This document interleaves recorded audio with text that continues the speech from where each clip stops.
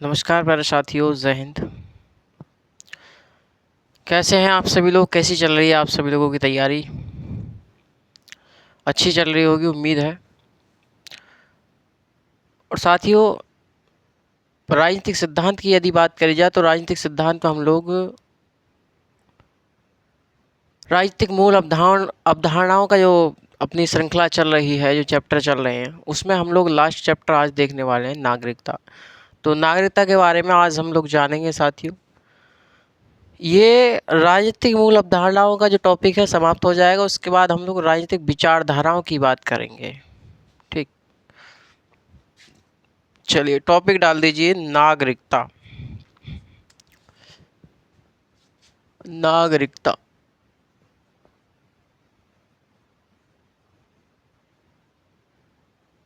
नागरिकता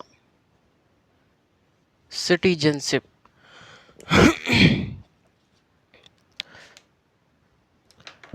कौन होता है भाई नागरिक? किसे कहेंगे आप नागरिक? किसके कि भाई इस व्यक्ति के पास नागरिकता है? कौन होता है नागरिक? भाई नागरिक वह होता है जिसके पास अधिकार होते हैं। जिसके पास अधिकार नहीं होते वह नागरिक नहीं होता। वो क्या कहलाती है? वो प्रजा कहलाती है। वो क्या कहलाती है? वो प्रजा कहलाती है। जैसे कुलीन तंत्र में, राजतंत्र में क्या था? नागरिक नागरिक थोड़ी ना थे, क्योंकि उनके पास अधिकार नहीं थे। वो क्या थी? वो प्रजा कहलाती थी, है ना। राजतंत्र मतलब जिसमें शासन सत्ता में केवल एक ही व्यक्ति भाग लेता हो, जैसे राजा। कुलीन तंत्र, शासन सत्ता में कुछ ही लोगों का समूह भाग लेता हो, उसे हम लोग कुलीन तंत्र बोलते हैं। तो मेरे कहने का मतलब यह है कि जो नागरिक होता है, नागरिक के पास क्या होते हैं? अधिकार प्राप्त होते हैं। जिस व्यक्ति के लिए जिस व्यक्ति के लिए अधिकार प्राप्त होते हैं उसे हम नागरिक बोलते हैं। और जिसके पास अधिकार प्राप्त नहीं होते उसे हम प्रजा बोलते हैं। जैसे राजतंत्र, कुलीन तंत्र में क्या थी? प्रजा थी और नागरिकता नहीं थी। नागरिकता क्या होती है? नागरिकता लोकतंत्र का गुण होती है। यानी कि लोकतांत्रिक व्यवस्था में ही क्या है? नागरिकता संभव है। अधिकार केवल लोकतांत्रिक व्यवस्था में ही दिए जाते हैं व्यक्ति को। अब जैसे पाकिस्तान से आके कोई व्यक्ति तुम्हारे देश में, भारत में, हमारे देश में आके मोदी जी की बुराई करने लगे, हम सुन लेंगे भाई? क्यों सुनेंगे? क्योंकि उसका अधिकार नहीं है विरोध करना। विरोध करना आपका अधिकार है, क्योंकि आप देश के नागरिक हैं। आप भारत के नागरिक हैं। आप विरोध कर सकते हैं, लेकिन वो नहीं कर सकता। क्यों?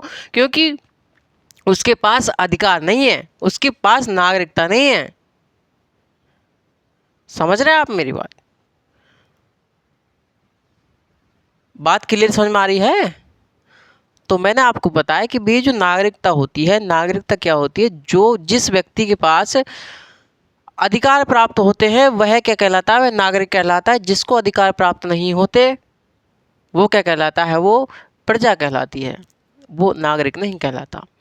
नागरिकता क्या होती है? नागरिकता लोकतंत्र का गुण मानी जाती है। यानी कि लोकतंत्र में ही केवल नागरिकता संभव है, अन्य किसी भी शासन व्यवस्था में नागरिकता संभव नहीं है। समझ रहे हैं आप मेरी बात? जैसे राजतंत्र, कुलीन तंत्र में प्रजा का प्रावधान था, वहां पर नागरिकता नहीं थी, वहां पर नागरिक नहीं थे। नागरिक होते तो उन्हें अधिकार प्राप्त होते, राजा का विरोध कर पाते वो। ऐसा कुछ नहीं था। नागरिकता जो होती है साथियों, नागरिकता दो प्रकार की होती है। एक होती है औपचारिक नागरिकता, एक होती है अपनी वास्तविक नागरिकता या फिर तात्विक नागरिकता। तो जो औपचारिक नागरिकता होती है, औपचारिक नागरिकता वह होती है जिसके अंतर्गत राज्य में क्या होता है? राज्य में केवल व्यक्ति के पास केवल नागरिक अधिकार प्राप्त होते हैं। केवल नागरिक अधिकार प्राप्त हो कि हाँ भाई आप केवल नागरिक हैं। आपके पास ना तो कोई सामाजिक, ना आर्थिक, ना राजनीतिक किसी भी प्रकार का कोई अधिकार नहीं है। केवल आप एक नागरिक की भांति हैं।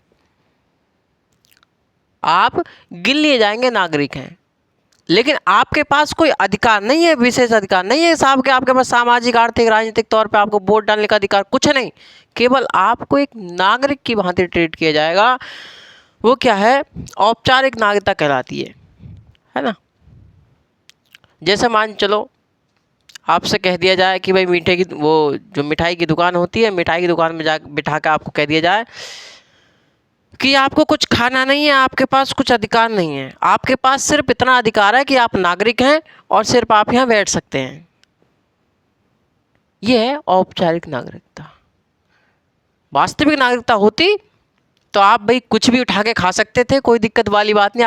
आपको मन कर रहा रसगुल्ला खाना है रसगुल्ला खा लेते, बर्फ़ी खानी बर्फ़ी खा लेते, और भी प्रकार के रसगुल्ला गुलाब जामुन खाने किसी प्रकार के तो वो खा लेते हम, क्योंकि उस समय हमारे पास अधिकार थे, सामाजिक आर्थिक राजनीतिक तौर पर सब कुछ अधिकार थे। तो औपचारिक नागरिकता वह होती है जिसमें राज्य के अंतर्गत व्यक्ति को क्या दिया जाता है, केवल नागरिक अधिकार प्राप्त होते हैं, नागरिक होने के जो अधिकार हैं।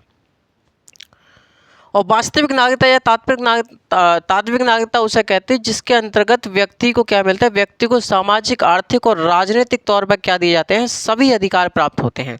नागरिक अधिकार के साथ साथ सामाजिक आर्थिक और राजनीतिक सभी अधिकार प्राप्त होते हैं। ये जो नागरिकता है साथियों, नागरिकता का सबसे पहले जो विचार प्रस्तुत किया नागरिकता से संबंधित वो अरस्तू ने प्रस्तुत किया। तो नागरिकता से संबंधित सबसे पहले जो विचार प्रस्तुत किया वो अरस्तू ने प्रस्तुत किया। नागरिकता का सर्वप्रथम विचार किसने दिया, तो अरस्तू ने दिया। अरस्तू का एक कथन है साथियों, अरस्तू कहते हैं कि किसी राज्य में जन्म ले लेने से या निवास कर लेने से कोई नागरिक नहीं बन जाता। अरस्तू कहते हैं कि किसी राज्य में जन्म लेने से या निवास कर लेने से कोई नागरिक नहीं बन जाता, बल्कि नागरिक वह होता है जो राजकीय और न्यायिक कार्यों में भाग लेता है। अरस्तू जो साथियों, अरस्तू ने स्त्रियों को, बच्चों को, दासों को, विदेशियों को, इन सब के लिए नागरिक की श्रेणी में नहीं रखा, इन सब के लिए नागरिक की श्रेणी में नहीं रखा है। इसलिए साथियों अरस्तू ने आदर्श राज्य की जो जनसंख्या बताई वो 1 लाख बताई, और जो नागरिक बताए उसमें वो 10,000 नागरिक बताए। कितने नागरिक बताए, तो 10,000 नागरिक बताए। जनसंख्या कितनी बताई, 1 लाख बताई। किन्हें किन्हें शामिल नहीं किया उन्होंने, स्त्रियों को, बच्चों को, दासों को और विदेशियों को नागरिक की श्रेणी में उन्होंने नहीं सम्मिलित किया। किसने, अरस्तू ने साथियों। समझ रहे हैं आप मेरी बात। ये जो नागरिकता का प्रावधान है, नागरिकता का प्रावधान आधुनिक काल में हम लोगों को देखने को मिला, यानी कि जब राष्ट्र राज्य का उदय हुआ उसी के साथ हमें नागरिकता का भी क्या मिला, नागरिकता भी देखने को मिली। नागरिकता का जो उदय हुआ वो राष्ट्र राज्य के साथ ही उदय हुआ, यानी कि 16वीं शताब्दी जब आधुनिक काल की शुरुआत हुई। ठीक है भाई साथियों, लिखना स्टार्ट करें जरा, लिखिए।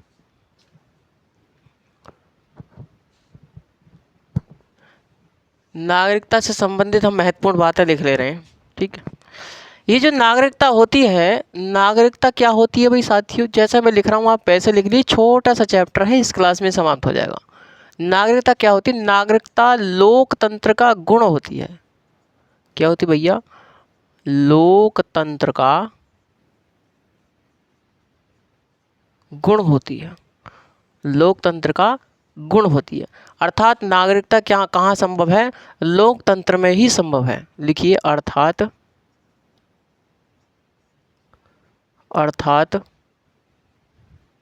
नागरिकता केवल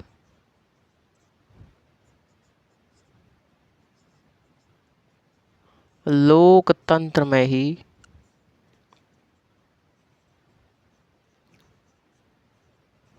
संभव है। तो लोकतंत्र का गुण होती है नागरिकता। ये जो नागरिकता होती है साथियों, हम नागरिक किसे बोलते हैं, कि जिस व्यक्ति के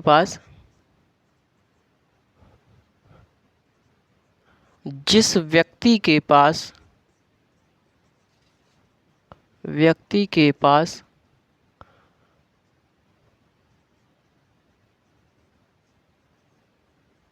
अधिकार प्राप्त होते हैं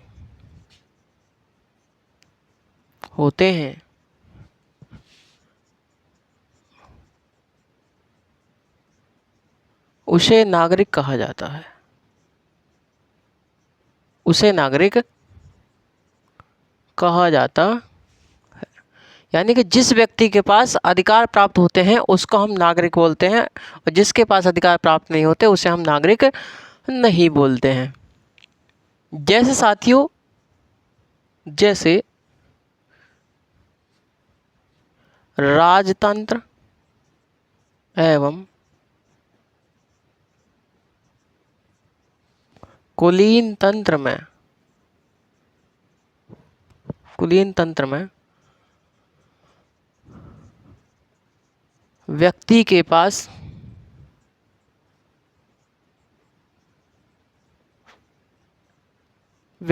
पास अधिकार नहीं थे,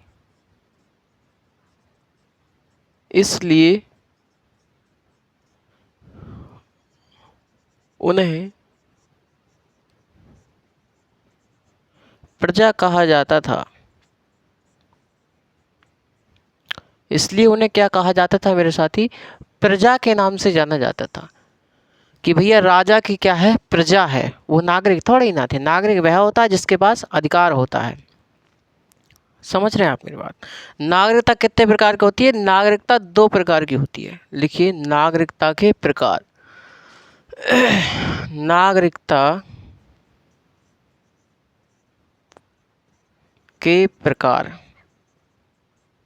नागरिकता कितने प्रकार की होती है? तो 2 प्रकार की होती है। नंबर 1, औपचारिक नागरिकता।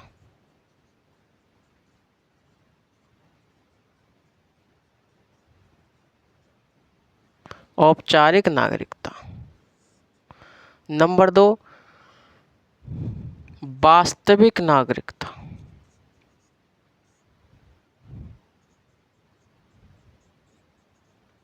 वास्तविक नागरिकता, या इसे हम तात्विक नागरिकता बोलते हैं। तात्विक नागरिकता। ठीक, बात समझ में आएगी? ये जो औपचारिक नागरिकता होती है, औपचारिक नागरिकता वह नागरिकता होती है जिसके अंतर्गत राज्य में केवल व्यक्ति को क्या दी जाते हैं? केवल नागरिक अधिकार प्राप्त होते हैं। इसमें लिखिए, औपचारिक नागरिकता के अंतर्गत।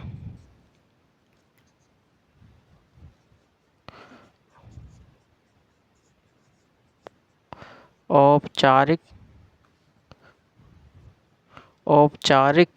नागरिकता, इसके अंतर्गत लिखें आप लोग। औपचारिक नागरिकता वह नागरिकता होती है जिसके अंतर्गत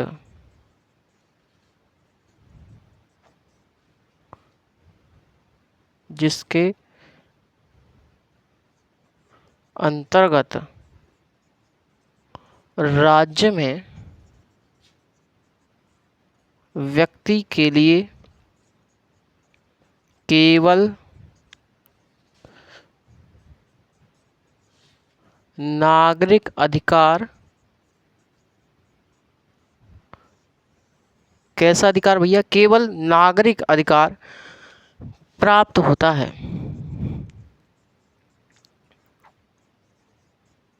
नागरिक अधिकार प्राप्त होता है, वही आती है वास्तविक नागरिकता।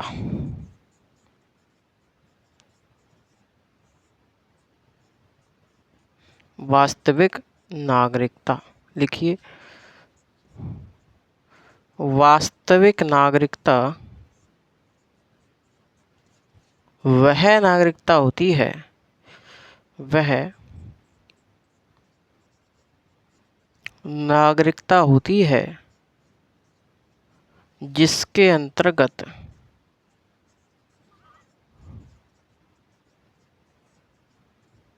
राज्य में व्यक्ति को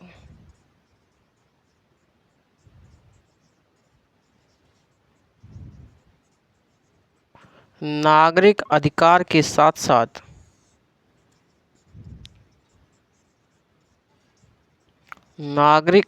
के साथ साथ सामाजिक, आर्थिक और राजनीतिक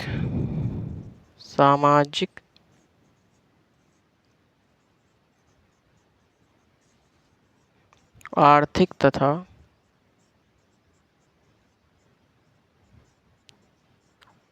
राजनीतिक अधिकार प्राप्त होते हैं।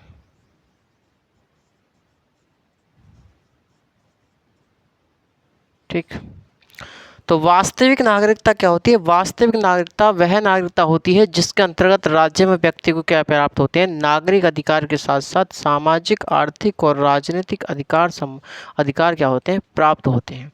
नागरिकता से संबंधित सबसे पहले सर्वप्रथम जो विचार प्रस्तुत किया वो किसने प्रस्तुत किया?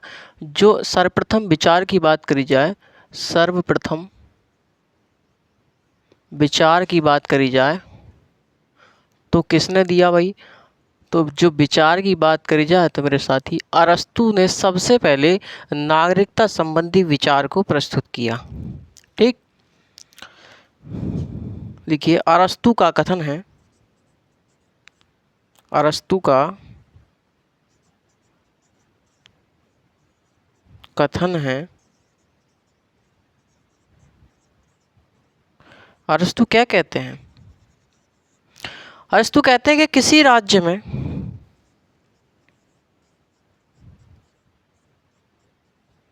किसी राज्य में किसी राज्य में जन्म लेने से या निवास कर लेने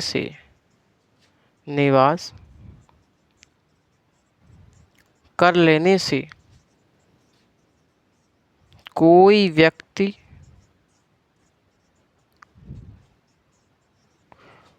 नागरिक नहीं बन जाता, बल्कि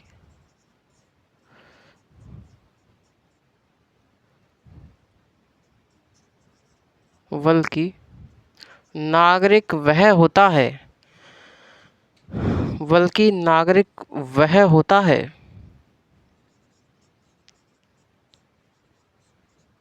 जो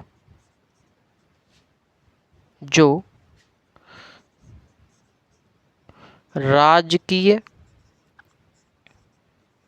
एवं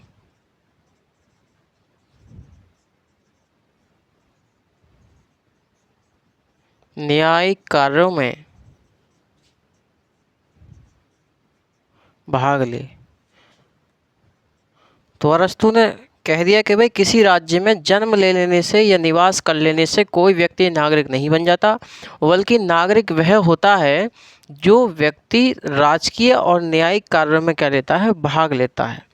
अरस्तु ने साथियों स्त्रियों को, बच्चों को, दासों को, विदेशियों को नागरिक की श्रेणी में नहीं रखा।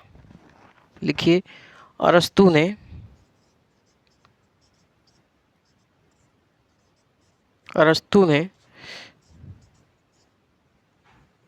स्त्रियों, बच्चों, दासों एवं विदेशियों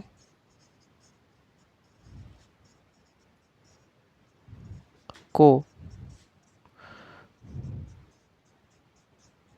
नागरिक की श्रेणी में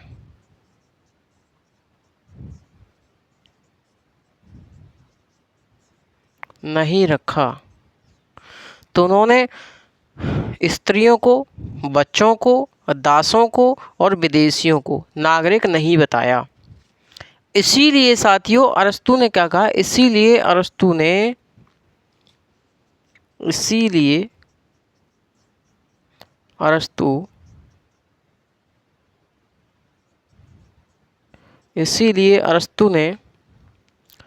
एक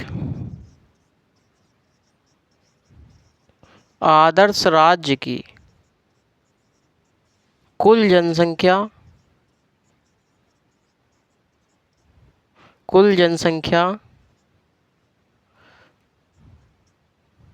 1,00,000 तथा 10,000 नागरिक बताई। ठीक। अरस्तु ने साथी एक आदर्श राज्य की जनसंख्या कितनी बताई, तो 1 लाख बताई, तथा नागरिक कितने बताए, तो 10,000 नागरिक उन्होंने बताए। क्योंकि जनसंख्या में तो भैया बच्चे भी शामिल हैं, स्त्री भी शामिल है, दास भी शामिल है, विदेशी भी शामिल है, ऐसा नहीं है। नागरिक वही होगा जो राजकीय और न्यायिक कार्य में भाग लेगा। स्त्रियों को, बच्चों को, दासों को और विदेशियों को इन्होंने नागरिक नहीं बताया साथियों। बात क्लियर समझ में आ गई? चलिए बहुत बढ़िया, इसे लिखें जरा।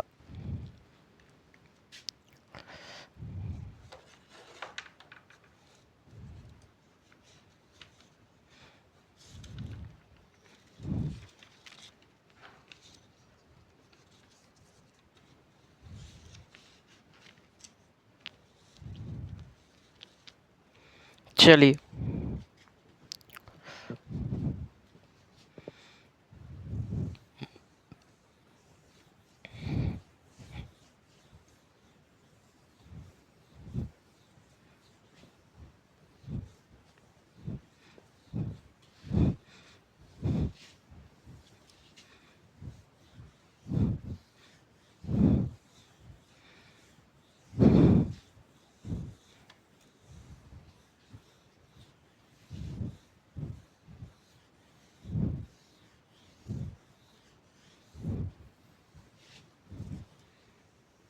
चलिए साथियों, नागरिकता का जो उदय हुआ साथियों, नागरिकता का उदय, नागरिकता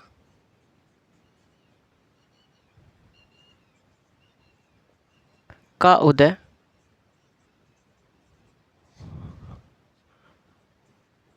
16वीं शताब्दी अर्थात आधुनिक काल में हुआ।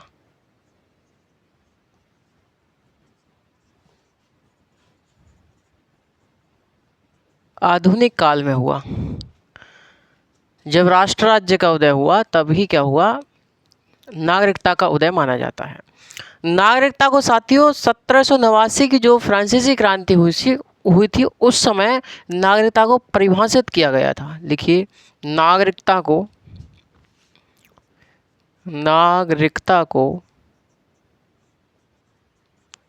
1789 यानी कि फ्रांसीसी क्रांति के दौरान परिभाषित किया गया था।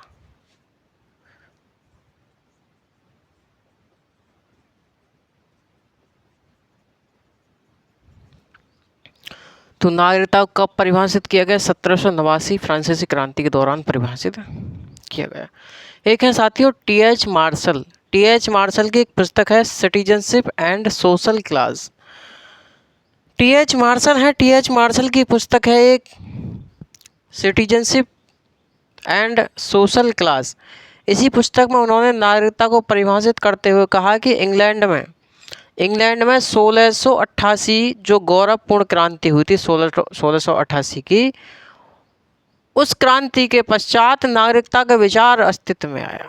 यानी कि जो टी.एच. मार्शल है, टी.एच. मार्शल ने अपनी पुस्तक सिटीजनशिप एंड सोशल क्लास नामक पुस्तक में नागरिकता को परिभाषित करते हुए कहा कि जो 1688 में इंग्लैंड में जो गौरवपूर्ण क्रांति हुई थी उसके पश्चात नागरिकता का विचार आया।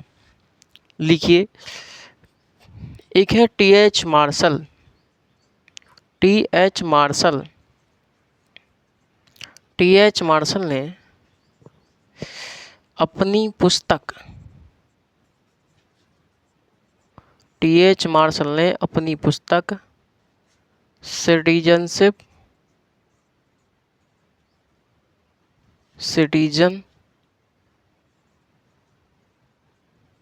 सिटीजनशिप एंड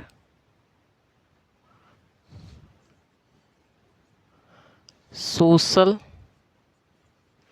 क्लास में नागरिकता को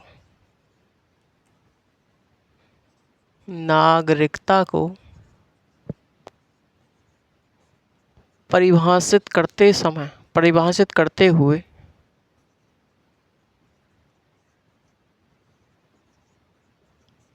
परिभाषित करते हुए कहा, उन्होंने कहा कि 1688 की गौरवपूर्ण क्रांति के पश्चात नागरिकता का विचार आया।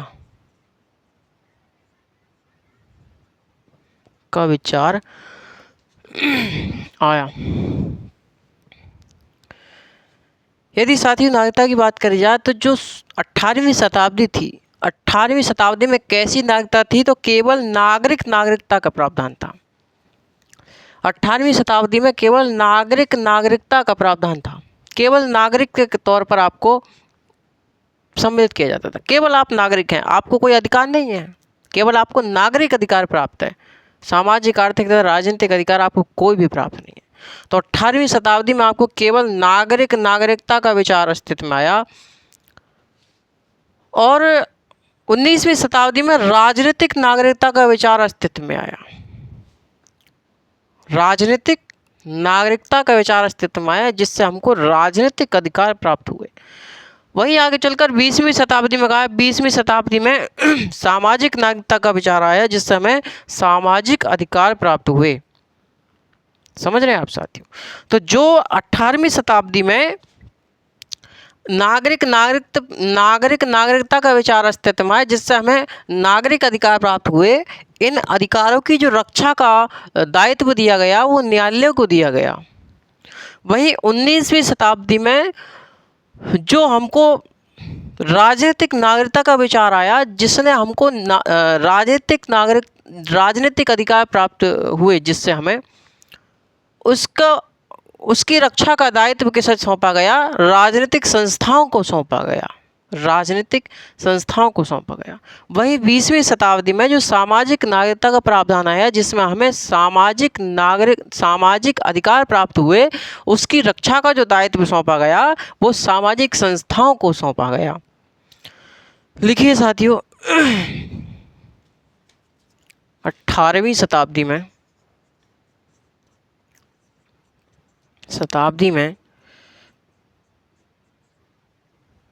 नागरिकता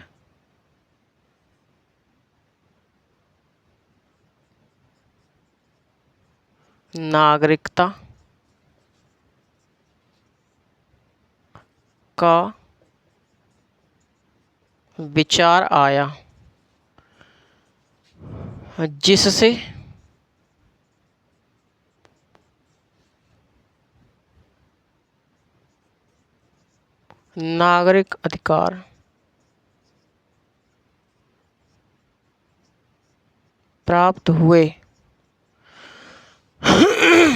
जिससे नागरिक अधिकार प्राप्त हुए और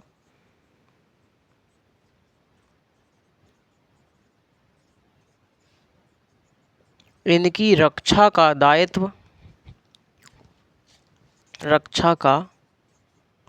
दायित्व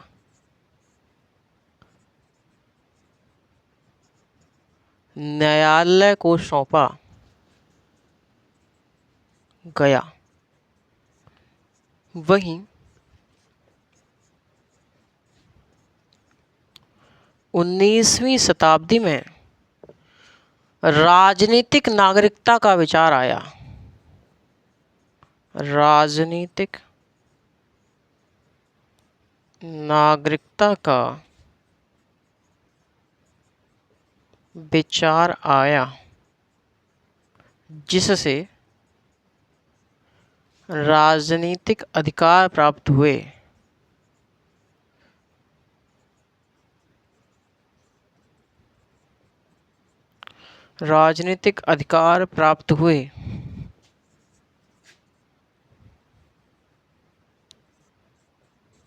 और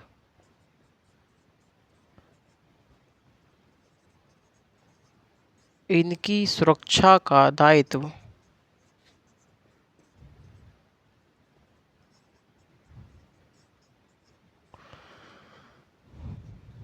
राजनीतिक संस्थाओं को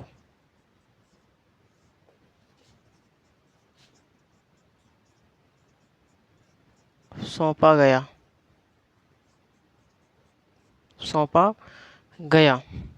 तथा 20वीं आगे चलकर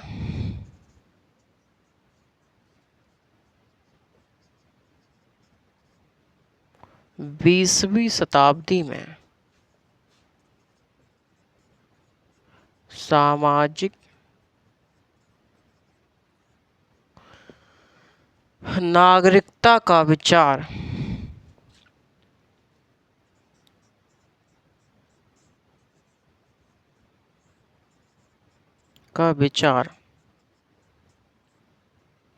अस्तित्व में आया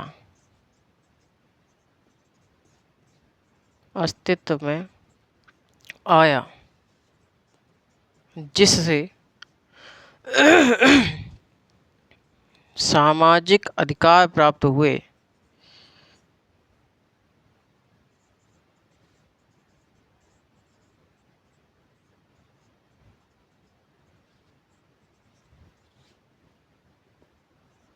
जिससे सामाजिक अधिकार प्राप्त हुए और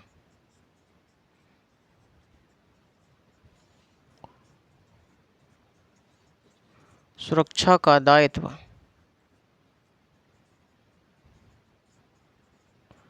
सामाजिक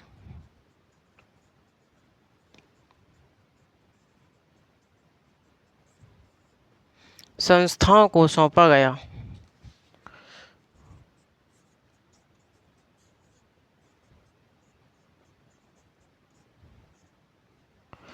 संस्थाओं को सौंपा गया। बात क्लियर समझ में आ गई यहाँ तक? अरे ठीक है भाई साथियों, बहुत बढ़िया। ये छोटा सा चैप्टर था नागरिकता से संबंधित अपना, एक आध क्वेश्चन कभी पूछ ले।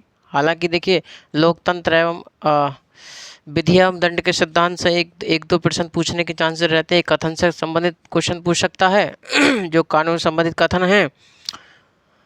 एक कथन पूछ सकता है दंड से संबंधित कि भाई जैसे मैंने आपको निवृत्तात्मक दंड का सिद्धांत बताया, निरोधात्मक दंड का सिद्धांत बताया, सुधारात्मक दंड का सिद्धांत बताया, वहीं प्रतिशोधात्मक दंड का सिद्धांत बताया, है ना। जैसे निवृत्तात्मक दंड के सिद्धांत में मैंने आपको बताया होगा कि भाई जैसे कोई व्यक्ति अपराध करता है,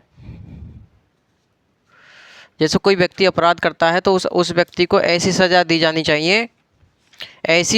जानी चाहिए कि समाज में वो क्या कर सके, एक उदाहरण प्रस्तुत कर सके, एक उदाहरण बने, एक उदाहरण प्रस्तुत कर सके और समाज के नागरिक जो हैं अपराध करने से डरें। ऐसी सज़ा दी जानी चाहिए, ऐसा दंड दिया जाना चाहिए निवृत्तात्मक दंड के सिद्धांत के अनुसार। वही है एक निरोधात्मक दंड का सिद्धांत।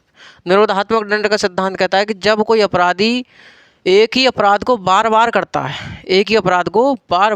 है तो उस अपराधी को अपराध से रोकने के लिए ऐसा दंड दिया जाना चाहिए कि वो अपराध करने लायक ही ना